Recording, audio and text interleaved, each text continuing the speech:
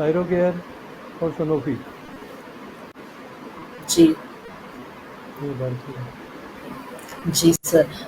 तो सर हम तपिश जी से बात करते हैं। अगर तपिश जी आ गए हैं तो प्लीज हम उनसे जानते हैं मार्केट के बारे में। आज काफ़ी मार्केट में मूवमेंट नज़र आया है और फ्राइडे को भी गिरावट थी यूएस में। तपिश जी आ गए हैं तो प्लीज़ उन्हें जोड़ा जाए। नमस्ते नमस्कार तपिश जी प्रिया जी, एंड नमस्कार welcome to Sunita metro ji, मनी। नमस्कार। Thank you so much ma'am for calling me again. जी कैसे हैं आप? All good ma'am, thank you. सिटी जी जी आप कैसे हैं? तपिश जी हम जान मैं अच्छा हूँ, आप कैसे हैं? ऑल गुड बहुत सर। दिनों बाद। जी सर, एक्चुअली थोड़ा लुक चेंज हो सर गया था तो मैं थोड़ा सा अवॉइड कर रहा था अभी। जी बिल्कुल सही। अब तो तपिश जी इनको आज हमें जल्दी रिलीज करना है, उनकी और एक मीटिंग है, तो हम आपको 4:25 तक रिलीज कर देंगे सर। उससे पहले हम जल्दी से आपसे जान लेते हैं मार्केट के बारे में। सर आप जानते हैं कि मार्केट में एक गिरावट नजर आई है, तो पहले आप ये बताइए कि व्हाट आर द रीजंस के इतनी भारी गिरावट नजर आई है स्टॉक मार्केट में। जी प्रिया जी, पहली बात तो ये कोई नया रीजन नहीं है। ऑलरेडी हम इस सेम रीजन पे काफी लंबे टाइम से डिस्कस कर रहे थे। यील्ड बढ़ रहा था, इन्फ्लेशन बढ़ रहा था, उसको कूल ऑफ करने के लिए सेंट्रल बैंक्स हॉकिश स्टैंड ले रहे थे।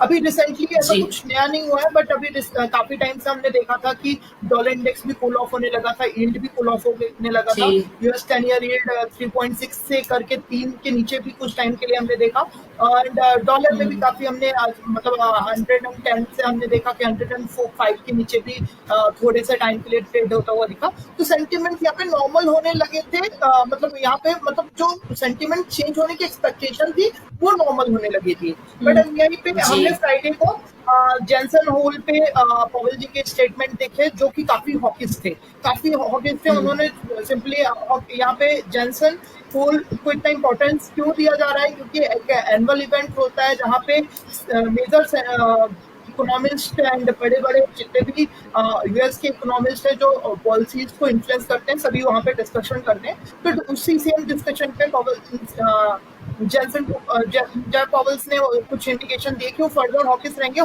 दैट मीन्स वो इन्फ्लेशन पे ज्यादा फोकस करेंगे। उनका जो मेन ऑब्जेक्ट है इन्फ्लेशन को कंट्रोल करना ही है। अब दूसरा सेंस यहाँ पे आता है कि इन्फ्लेशन को कंट्रोल करना, पर किस हद तक, क्योंकि हमने पहले भी डिस्कस जी किया कि अगर इन्फ्लेशन कंट्रोल करने जाएंगे उसके लिए हमें रेट हाइक करना पड़ेगा, और रेट हाइक करने से इकोनॉमी स्लो डाउन होता है। तो कितना स्कोप है, यूएस कितना रेट हाइक कर सकता है, इसकी हम इस पे हम अगर डिस्कशन करें, थोड़ा सा यहाँ पे फोकस करें, तो यूएस हमने पहले भी देखा 75 बेसिस पॉइंट के रेट हाइक कर चुका है। इवन हमने 100 बेसिस पॉइंट की भी एक्सपेक्टेशन पहले बनती हुई देखी थी। अभी और कितना स्कोप है, तो अगर यहाँ पे यील्ड भी देखो, यूएस का भी जो बेंचमार्क रेट है 2.5% है और उनका यील्ड जा चुका है 3.6 तक का। तो मतलब यहाँ पे अभी भी 120 बेसिस पॉइंट का स्कोप तो उनके पास है ही। अगर हम यील्ड ही देखें, मार्केट एक्सपेक्टेशन भी देख के चले, तो 120 बेसिस पॉइंट रेट हाइक कर भी सकते हैं। बाकी जितना मैं काफी महीनों से यूएस इकोनॉमी या इकोनॉमिस्ट को या यहाँ पे सेंट्रल बैंक के जितने भी मेंबर्स हैं उनको जितना फॉलो कर रहा हूँ, उनमें मुझे जो मैंने कंक्लूजन निकाला है वो 4% तक का रेट हाइक कर सकते हैं। अभी जो 2.5% है, 2.5 है, उसको 4% तक एक्सटेंड कर सकते हैं। मैक्स टू मैक्स है ना, वर्स्ट के सिनेरियो पे 4% ले जाते हैं, जिसके लिए भी 150 बेसिस पॉइंट यहाँ से होता है। तो 120 यील्ड इंडिकेट कर रहा है, और जो मेरा एक्सपेक्टेशन है वर्स्ट सिनेरियो पे भी वहां से 150 बेसिस पॉइंट का रेट हाइक और भी कर सकता है। अब ये कब तक करेंगे, तो सेंट्रल बैंक्स के जो हम रिपोर्ट्स देख पा रहे हैं, तो वो दिसंबर तक इन्फ्लेशन कंट्रोल होता हुआ नहीं देख रहे हैं। जितने भी सेंट्रल बैंक है, चाहे यूरोपियन सेंट्रल बैंक की बात करें या यूके की बात करें, यूएस की बात करें या इंडिया की बात करें, तो ये सब एक्सपेक्ट कर रहे हैं कि जो इन्फ्लेशन पे हमें राहत मिलेगी वो जनवरी 2023 में मिलती हुई दिखेगी। उससे पहले किसी की उम्मीद नहीं है।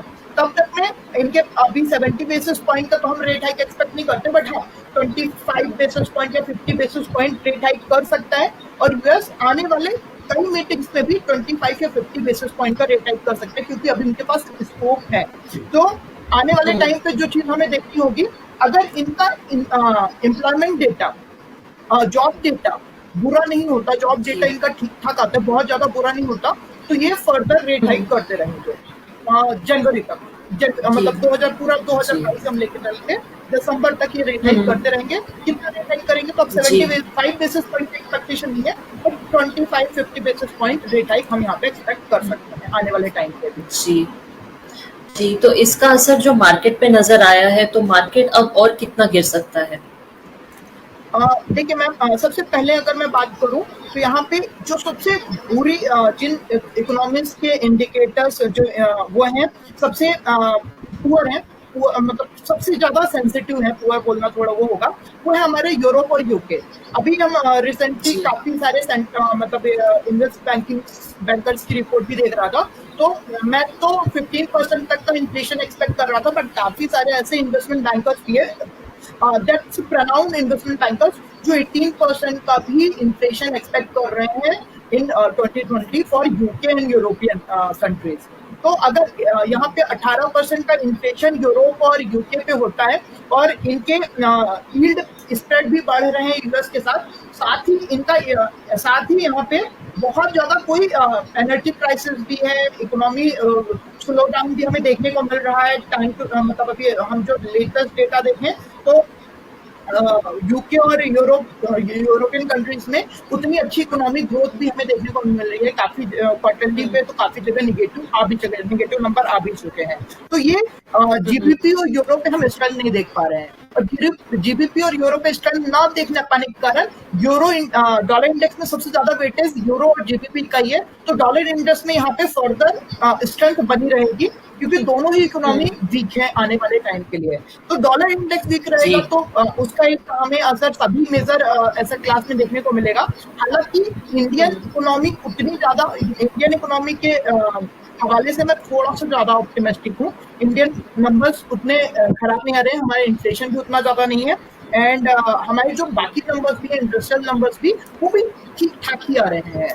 तो हो सकता है हम ग्लोबल इकोनॉमी को परफॉर्म करें, बट हमें वॉलेटिलिटी देखने को मिल सकती है आने वाले दिसंबर तक। वॉलेटिलिटी हमें देखने को मिलेगी, अप्स डाउन होते रहेंगे, बट जो मेरा व्यू है, आउटलुक है इंडियन इकोनॉमी के लिए, इंडियन मार्केट के लिए, वो उतना ज्यादा निगेटिव नहीं है। जी, तो सर रुपी को लेकर आपका क्या फोरकास्ट है?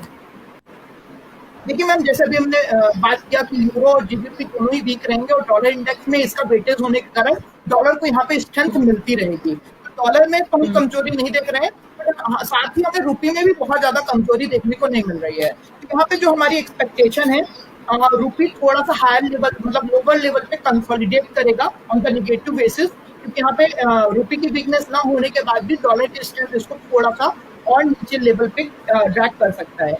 जो हम रेंज एक्सपेक्ट कर रहे हैं 79.25 टू 80.75 का रेंज एक्सपेक्ट कर रहे हैं कि ये 79.25 से 80.75 के रेंज पे रहेगा, बट जो ओवरऑल व्यू है वो डॉलर के फेवर पे ही है। तो हम अभी बहुत ज्यादा रुपी में अप्रिशिएशन एक्सपेक्ट कर रहे हैं, हम यही एक्सपेक्ट कर रहे हैं कि कंसोलिडेट करेगा, बट कंसोलिडेशन के साथ थोड़ी सी हमें रुपी में गिरावट आने वाले टाइम पे भी देखने को मिल सकती है, बट उतनी ज्यादा नहीं होगी जितनी पहले हमने की है। जी, और जो यूएस में 10 ईयर बॉन्ड यील्ड है वो कितना बढ़ सकता है?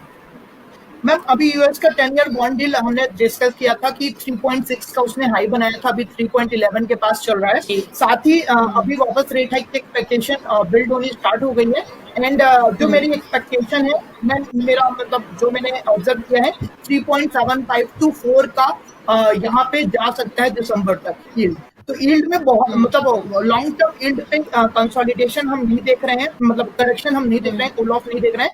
यहाँ पे जो हमारा व्यू है वो बुलिश ही है। 4 इज अ बस्ट सिनेरियो, मतलब वहाँ पे समहाउ सेंट्रल बैंकर्स भी अगर उनके पुराने स्टेटमेंट देखो तो वो समहाउ माइंड सेट करें कि अगर 4 भी आ जाए तो बहुत ज्यादा जस्ट के इकोनॉमिक्स पैनिक ना हो, तो 4% का भी माइंड सेट वो सेट करना स्टार्ट कर चुके हैं। और हो सकता है अगर दिसंबर या जनवरी पे भी इन्फ्लेशन कूल ऑफ ना हुआ तो, क्योंकि यूएस कोई भी डिसीजन लेने से पहले बहुत ज्यादा हाइक क्रिएट करता है, बहुत ज्यादा इन्वायरमेंट क्रिएट करता है स्टेटमेंट देने के लिए। तो अभी तो 3.75 तक हम एक्सपेक्ट कर रहे हैं, अगर सिचुएशन मैनेज नहीं हुई तो हम 4 का भी यील्ड देख सकते हैं। साथ ही मैं एक और पॉइंट ऐड करना चाहूंगा, एक जैसे 2 मेजर यील्ड होते हैं, 10 ईयर्स एंड 2 ईयर। तो जब भी 2 ईयर्स का यील्ड 10 ईयर्स से ज्यादा हो जाता है तो उसे हम यील्ड कर्व इन्वर्जन बोलते हैं। यील्ड कर्व इन्वर्जन तब होता है जब मार्केट, क्योंकि हम यहाँ पे मार्केट एनालिसिस में हम क्या करते हैं कि पार्टिसिपेंट्स के सेंटिमेंट्स का एनालिसिस करते हैं कि सेंटिमेंट्स क्या है, पार्टिसिपेंट्स क्या सोच रहे हैं। अगर पार्टिसिपेंट्स शॉर्ट टर्म बॉन्ड पे ज्यादा अट्रैक्टिव, 10 ईयर्स के बॉन्ड का यील्ड कम है, 2 ईयर्स के बॉन्ड का यील्ड ज्यादा है, तो ये इंडिकेट करता है कि पार्टिसिपेंट्स का मार्केट में उतना अच्छा कॉन्फिडेंस नहीं है। और यील्ड कर्व इन्वर्जन हमने लास्ट 60 साल के डेटा पे 6 बार देखा है। 6 बार ऐसा हुआ है कि 2 साल का यील्ड 10 साल की यील्ड से ज्यादा हुआ है, और जब जब ये हुआ है तब तक रिसेशन हमने देखा है। अभी जुलाई की स्टार्टिंग से ही यील्ड कर्व इन्वर्जन का जो स्प्रेड है, 2 years and 10 year bond yield का जो स्प्रेड है वो निगेटिव में चल रहा है, जो कि एक रिसेशन का इंडिकेशन जुलाई स्टार्टिंग से देना स्टार्ट कर चुका है। तो और ये जिस हिसाब से जितना लंबा स्प्रेड बनता जा रहा है, तो उससे ये एक इंडिकेशन मिल रहा है कि ये जो रिसेशन की प्रॉब्लम है ये बहुत जल्दी सॉल्व नहीं होने वाली है, थोड़ी सी लंबी खींचेगी। जब मैं ये बोल रहा हूँ बहुत जल्दी सॉल्व नहीं होने वाली, लंबी खींचेगी, तो ये ग्लोबल इकोनॉमी की है। इंडिविजुअल इकोनॉमी हो सकता है थोड़ी बेटर कर पाए। जी जी बिल्कुल सही। तहकीक सर आपके सवाल। आप मेरे सवाल भी पूछ लीजिए। जी तो करंट सिचुएशन में तपेशी आरबीआई क्या स्टैंड लेगा?